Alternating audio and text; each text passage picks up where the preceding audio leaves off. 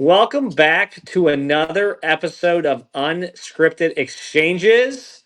Hayden, it feels like we're getting into a routine now. We're getting back. I mean, a little spotty, but I feel like we're starting to get it dialed in. Other than my technical issues, Jimmy over here couldn't get my camera and my mic set up. Flew him all the way down here. Paid for, gave him a great place to stay, and the dude can't even get me set up. So he's sleeping outside tonight with the Gators. A for effort for Jimmy, but he always seems to find a way to trip over his own feet one way or another. But He's no, two left feet, honestly, and half a brain. I think there is something there with that for sure. But I think we are definitely picking up some consistency once again. I know as we talked on the last show, we had taken somewhat of a hiatus, but there was plenty of reasons for that. But definitely feels good to keep the show moving and talking about some important things. Maybe not, but it's just like we picked right back up where we left off. And I know last episode was an awesome conversation. We were spotlighting you. I think you started to blush, which it's hard to do, but you were sharing kind of what's going on with the Hazen Fields, and it's always good to hear from what the heck's going on down in Florida. Oh, that's better. One of these days we'll have to have you record a show on the Peloton behind you, man. Yeah, let me get my output up, and then we'll do that. All right, let's do it. Is that truly a Peloton, or is that like just a different brand cycling bike? No, it's a Peloton. Okay, I mean, I was just curious because there's all the fans out there that have been saying I don't have a Peloton, kiss my ass. You're working on that big old brand deal with them, right? That's going on behind the scenes. Yeah. We got to work through some kinks. They were trying to lowball us. So. Well, you know me, I got some interesting conversations lined up for us. Definitely, we'll kind of jump in for us, but definitely want to also hear your perspective on some things here. This is certainly a fun topic for a lot of people out on the World Wide Web, but maybe we talk a little bit about some conspiracy theories, or maybe they're not even conspiracy theories, but rather just facts and history. And a lot of this has just been kind of recent conversations that I've been having at my house and just some of the content that I've been watching. I think there's a few different stories we could potentially start with. I don't know if you've heard of it's a movie called Dark Waters. It's actually an awesome movie. It's out on Netflix. Of course, when I want to use my cursor to kind of pull up some information, it is not there, but I'll use my my phone for some additional talking points. But anyhow, Dark Waters is essentially based on true events. So this, I guess, would not necessarily be a conspiracy, but rather proven fact and point in history. But essentially, you know who the DuPont family is? Very powerful family, and also just a large company. They were found dumping a whole bunch of bad stuff into water, and basically, like you talking like rivers and stuff like that. Yeah, exactly. Okay. I don't remember exactly where. I mean, it was pretty close by. I want to say it was down in Kentucky area. I'm trying to fact check myself here in real time, but it just started to get my gears turning in terms of like if a big corporation like that is willing to kind of do things that aren't beneficial to the environment and to just humans in general, like what else is going on? And essentially, actually, I fact checked myself. It happened in West Virginia, so not too far away from No, that's close to where you're at. Yeah, exactly. But essentially, this water was getting into a lot of people's homes, and yeah, they basically lied about it at first. And there was this lawyer that they ended up hiring out of Cincinnati, actually, at the time. And they basically proved that, hey, what you're doing is causing all the wildlife, because it started with wildlife, being impacted with like cows, and they're all dying and having all this weird like decay and stuff inside Right. their bodies. Um, but yeah, they at first kind of turned it down, saying no, like that's not us, we're not causing that. And then there was like issues with actually people having like cancer and problems. So it's like holy crap, um, you know, if a company this large is willing to do that, like what else is going on in this world? And it opens up your mind to like, man, there's a lot of stuff out there, and how do you protect your family, especially when you think that everything's safe and sound. Um, Right. yeah, I don't know if you said you haven't seen it, right? No, but I mean, so the movie premise, it sounds familiar or something. That there was another. I mean, you could go back to like Flint, Michigan, but that wasn't really a business doing it. That was more of just a lack of proper like sanitization of the water, right? Like that was more of a public health issue within the government that was monitoring that. Yeah. Um, but you know, I think it goes back to the general. I think the general thing you're talking about, like maybe not specifically Dark Waters, which that's going on my list. I'll probably watch it with Amanda tonight because we're into those kind of movies. Um, is like how many companies are doing this, and how many things like this are going on around the world that you don't really know about, and it makes me think of. We actually been talking about this at work a lot lately. Like if you're going down a path and you start veering to the right a little bit, it's oh no big deal. You're still close to the path that you were supposed to be on, but then you veer this way for let's say a week, and you're still pretty close. But you keep veering, and you do that same veering for the next month, and you get further away, and then you do that for a year, and you further away, and then 5 years later, you're nowhere close to where you initially were.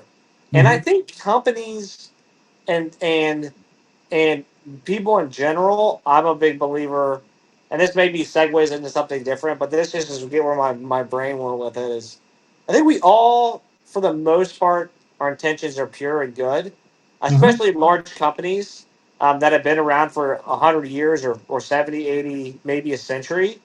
Their intentions are good, but once you start veering from the path, it becomes easy and easier to work in the gray area, and then you kind of get yourself in a position where it sounds like DuPont did, where they were so far away from what was right, and they were so concerned with their profitability that it was a lot easier decision for them to make at the time of like let's just start dumping it in the water than it would have been when they started.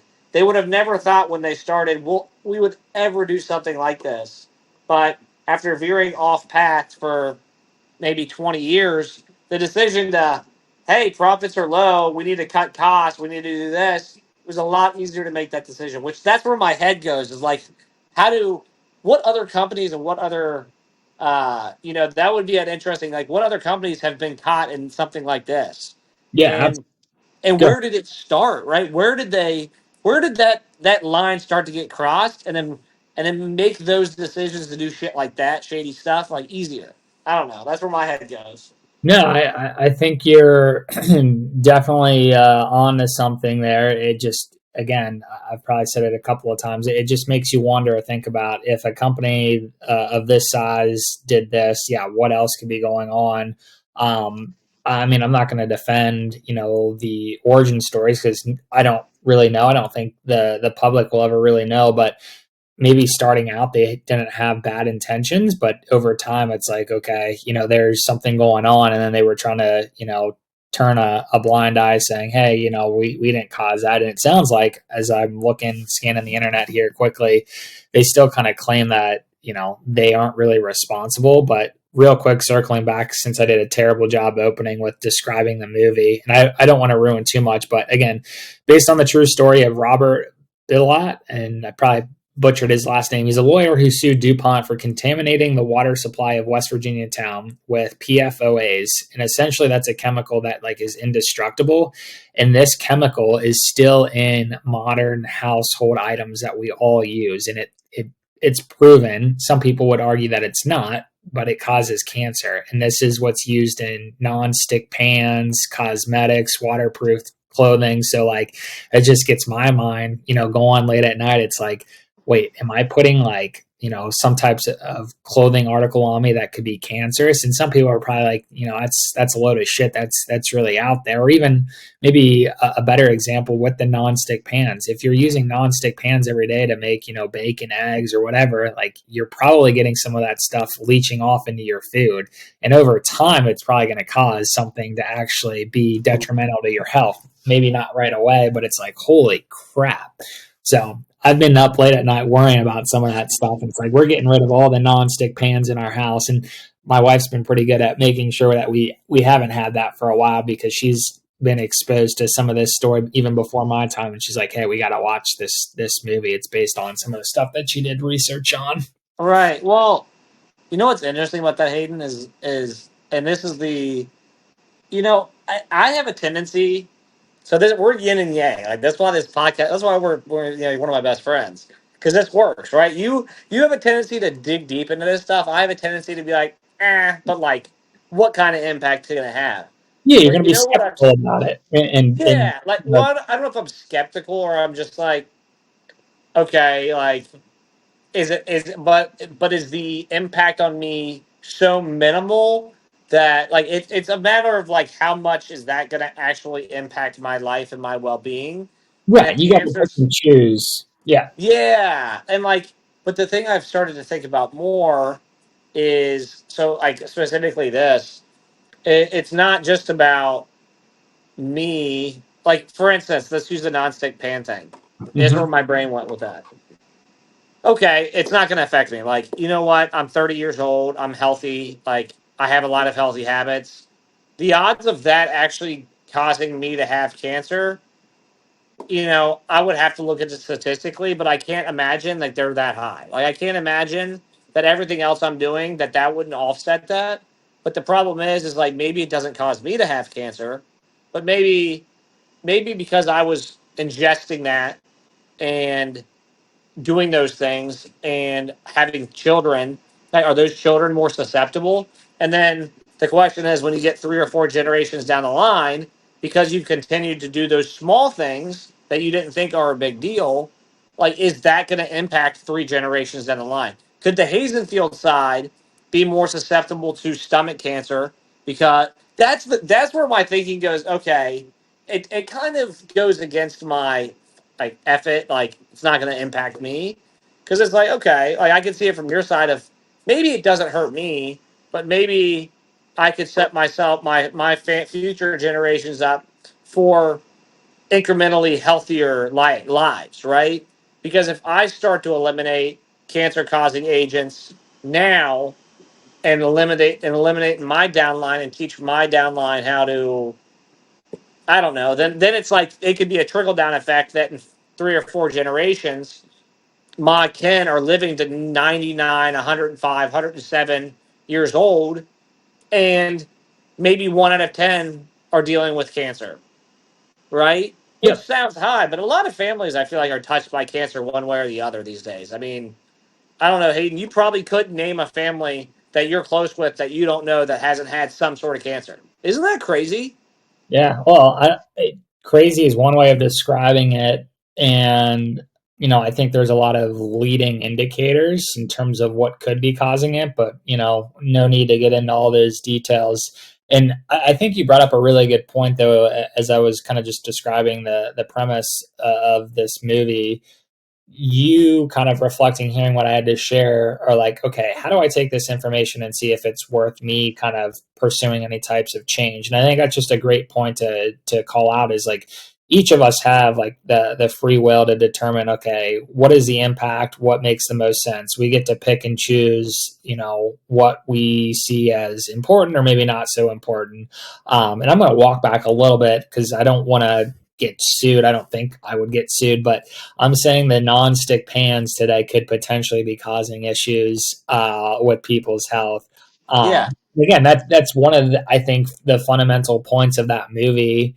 I mean, to each their own in terms of how they interpret it, but it gets you thinking, like there could be something that is not very healthy in some of these common everyday household items, and people are blatantly lying about it, or like, oh no, we've got data that tells you otherwise. And being a former analyst, like you can tell a very compelling story. I mean, even look at it in just the political system. Like, who's the best like storyteller or marketer? Like, you could go into like a jury, and someone could be quote unquote like you believe they have all the facts of being guilty, but if you have a really good lawyer that can go and tell a very convincing story, you can get people to change their minds. It's like how Right. persuasive it can be. So again, Well, just gets my mind going in so many different directions. well, here's a question I would ask you is, because you're saying this, and what it makes me think about is, and this is where I think this is where my disconnect is for me, and probably for a lot of our listeners and people out there. The disconnect is it's overwhelming to me once you go down that hole. It's overwhelming information Yeah. because the truth of the matter is when you start digging into, and trust me, I've dipped my toe in it, and you and I have talked about it. But once you dip your toe in and you open that door of, okay, let's take a serious look at what I'm ingesting, what I'm exposing my body to, my liver to, my stomach, it's like it's actually scary. Mm-hmm. It's scary, and I don't mean scary. I'm legitimately the shit they put into our food, and they expose us like we're exposed to that are the norms now. It Mm-hmm. is. I mean, high fructose corn syrups and everything we eat. That is like toxic to our bodies.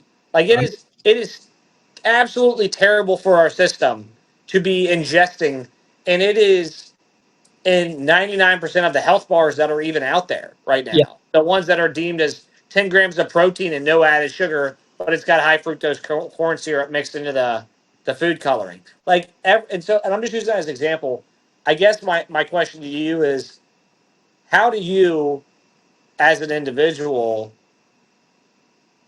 take a look at those things and choose which ones to like worry about and which ones not to? Or do you have a trick for how you and Haley are implementing this as you're getting ready for, you know, Haven to come? Like, how are you doing this in a sane way? Because for me, it's like I'm obsessive. So it's like once I start going down that hole, it's like it feels like it's a black hole. Like it's everywhere and everything. I mean, that's a phenomenal question. I don't think I have a very scientific or I don't know long answer for what we do. I think I'll just speak for myself and not necessarily my wife, but if you've got these historical stories of people actually taking action and going to the legal system, and some people like actually winning, like there's a lot of truth there. So like there's some type of baseline to understand, okay, there's probably some type of bad chemicals that are still in these quote unquote products. So like I'm not gonna worry too much.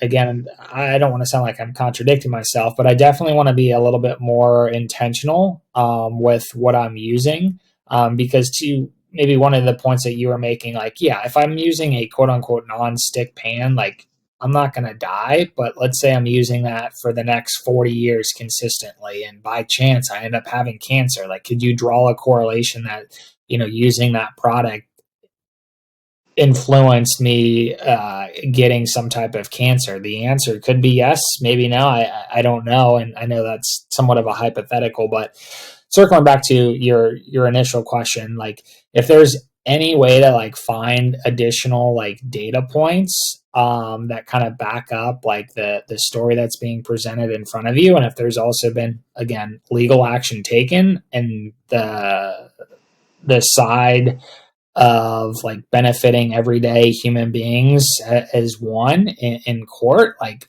again I think there's something there. So that's kind of how I approach things, is just trying to find enough critical mass or data, and then again, has anything been taken to like legal proceedings, and how did those kind of pan out? So again, not very scientific, but that's just kind of how I approach things. I think that's a fantastic question. I don't think there's an easy, really way. I think it can be picking and choosing, and some of it is probably feelings for each individual person. Like, how do you feel about said, story, and what's that impact to you and your family, and just making the best decision from there. Right. Well, I'm even thinking, just I think the hearing you just talk about it, my initial feeling is this kind of comes back to everything, but you can like it's relatively easy to make the changes Mm-hmm. that are small changes like that. It's just a matter of changing a habit, Yeah. right? Right? Because now the question I would have is, what would be my alternative to nonstick pans? I would recommend that one, do your own research to anyone out there listening. But there's definitely, um, Like, what are you using? Like, what's your alternative? Is it cast iron that you're using, yeah, like pan on? yeah, you could use cast iron. You could technically, again, if you wanted a somewhat meet in the middle, there are, which again, this is going back to some of the stuff Todd do, like the DuPont family and PFOAs. Um, there's quote unquote different, like, uh, I'm probably botching this, but molecular makeups of PFOAs. So, meaning there isn't as much harm. And maybe I need to be careful once again because I'm not trying to get sued. There's greener options out there. Yeah, They claim so. Like you could look at those options. So, like here, nonstick pans that aren't labeled PTFE and PFOA free. If a nonstick pan is made with newer PTFE and PFOA free green materials, then those are potentially better. Again, words matter. Potentially, potentially. yeah, Right. it's up to your discretion. And again, I'm trying to walk back. I'm not saying that those necessarily cause, cancer or illness, but it makes you think just Well, you again don't have based. to walk it. You don't have to walk it back. I mean, the thing is like somebody went and said this could be causing cancer and causing issues, and it's public information. They said the court agreed with them that it was causing problems, it was causing some serious health issues. Yeah, Now, whether or not each individual person, that's that's a totally different thing, right? Because you have the lady that smokes for 95 years and drinks half a bottle of bourbon for 30 right. of them and is as healthy as an ox. And you have the other person that's never touched alcohol or smoked a cigarette a day in their life, and they get 5 types of cancer by the time they're 70. I mean, Yeah, you have the murderer who lives until he's 95, and you have the saint who's hit by a car at 30. right. There's no rhyme or reason. We live in a crazy world, but I just think that's I don't know. No, you took the words right out of my mouth. There is no rhyme or reason sometimes. And really, if there was one point that I'm trying to make here with this, entire topic with conspiracies, but in the lens of this movie and Dark Waters, is we the people, not to get too deep, we should have just the information made available to us, and at that point everyone has their own decisions to make instead of like over indexing on, oh, it's completely fine and safe. It's like, well, why don't you be a little bit more objective and show the full story, and then at that point it's up to each person to make that decision. As you were highlighting examples of people smoking, like I think it's pretty common now that a lot of people would agree that smoking is going to cause problems. But like, again, you have the choice to go out and smoke if you want to do said, action. Similar to this quote unquote example of using non-stick pans. Like, all right, go ahead and use them, but there could be potentially these, side effects long term. And that's all I'm stating is like, how do we start to get better at just telling stories more objectively and holistically, both pros and cons, so people can make the best decisions for themselves. So yeah, Interesting. yeah. I I was mean, I was go just ahead. thinking of like you know it's not super. It's a catch 22, but it's at the end of the day, it's It's just being like it's being upfront with the ingredients you use and Yeah, just making that it's a catch-22, right? Because how do you do that in a way that's not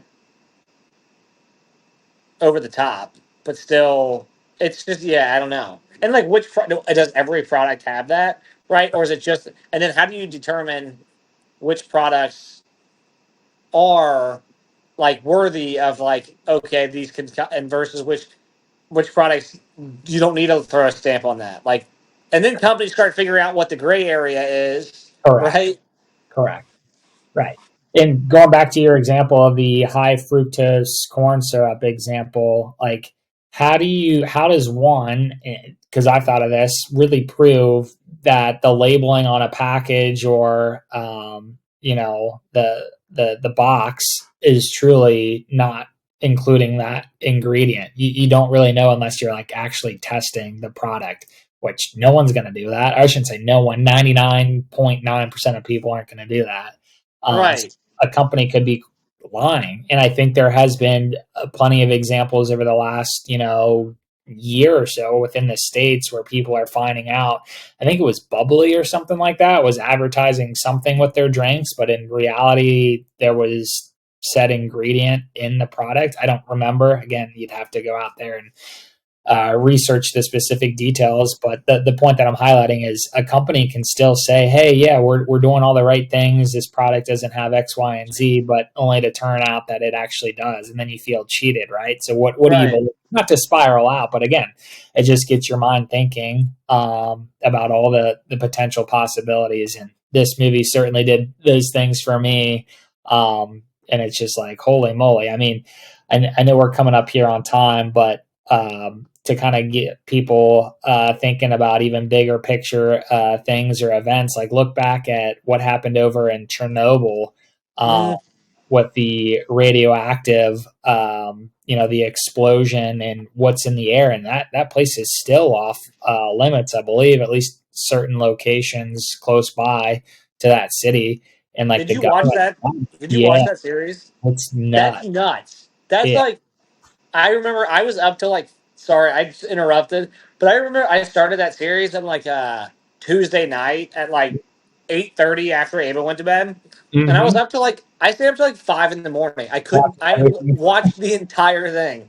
I had Yeah. to go to work the next day and I was dead because I could not my mind was blown at how they literally hid the nuclear plant imploding on itself and just leaking radiation. Like And it was crazy. they gaslit everyone. And you know what's even crazier is that happened less than like 30, well, what, 35 ish It years was ago? it was like in the 90s or early late 80s. It was crazy. Yeah, yeah, exactly. And it's just like Yeah, again, they're like they had people coming in suits and they're saying, "Oh, don't worry about it." They're spraying the streets down, and the citizens are like, "What the hell's going on? Oh, go back to your houses. Everything's fine." yeah, yeah. Again, That that's intense. it makes you think like who can tell the best story? How can you persuade people? How many lies are we being told? Which again goes back into conspiracy talk, and I know that's what we've been talking about this entire episode. But I think there's a lot of powerful quotes in that movie talking about Chernobyl. You're talking about like the HBO like mini. Yeah, like the miniseries. Yeah, Yeah, I think there's a couple out there because, as you can imagine, people can profit off of a story like that these days. But I think one of like the opening scenes talks about like if you tell a lie over and over again, does it start to become the truth? Like you distort the truth, and like that is like the that's power. what they did. That's what Yeah, they did. The entire thing. It was crazy, and they were and the higher ups were just being lied to, and they were like, and then they were lying, and then it was like the whole thing was some of these people's life was on the line too, because that's just how. yeah Yeah. how it works. Yeah, So let me ask you this, and then we can wrap things up for today. Do you think there are situations? When I say situations, I'm not saying at that magnitude, but do you think people are being misled today and being? 100%.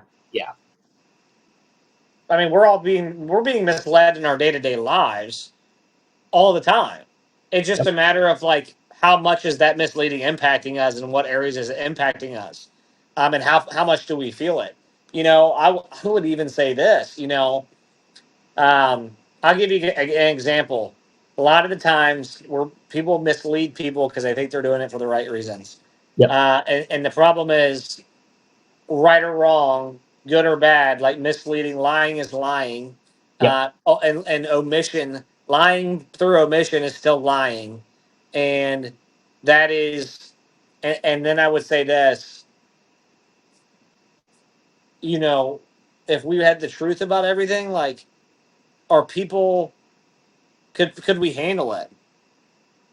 That's the other, yeah, But thing that, again, but then it goes back to who gets to decide that though, right? right. Who has the authority or the power? And Right. So here, you can handle it, but I can't. some people don't want to, and again, I'm not trying to bad talk. Some people don't necessarily want to make those decisions or think through those decisions for themselves and or their family, which so be it. That's your prerogative. But there's a lot of people out there that would want to make, some of that information more known, and then it's up to your discretion to make the best decisions. Like some Right. people want to kind of let life happen to them and kind of live on autopilot, which is probably a better way of describing that. Some people don't want to. You're saying some people want to be robots. Well, Yeah, some people want to be controlled, and some people don't. No, yeah, I think some of us want to. We want to know the information we want to know. We don't care how the rest of the stuff's being used. yep, exactly. I mean, yeah, watching both of those movies. So I guess one's more so a TV series, but the TV series Chernobyl and then Dark Waters, the movie, definitely recommend if you're into stuff like that. Gets my mind turning. I mean, there's a million questions, a million different things that we could talk about. I know this episode probably sounded a whole bunch of conspiracy theory like, but again, it's what I enjoy, and I've watched some of that stuff recently. But I think we wrap up here for today. What do you think, Cole? Wrap us up, baby. All righty. Well, thank you all for tuning into another episode, the conspiracy episode of Unscripted Exchanges. We appreciate everyone. We're excited for what we have planned here in the back quarter of the year. I had to catch myself, not the back half. We're already in the back half, but we've got a quarter left in the year, which is hard to believe, but excited for the future, and tune in to our next show. Thank you all.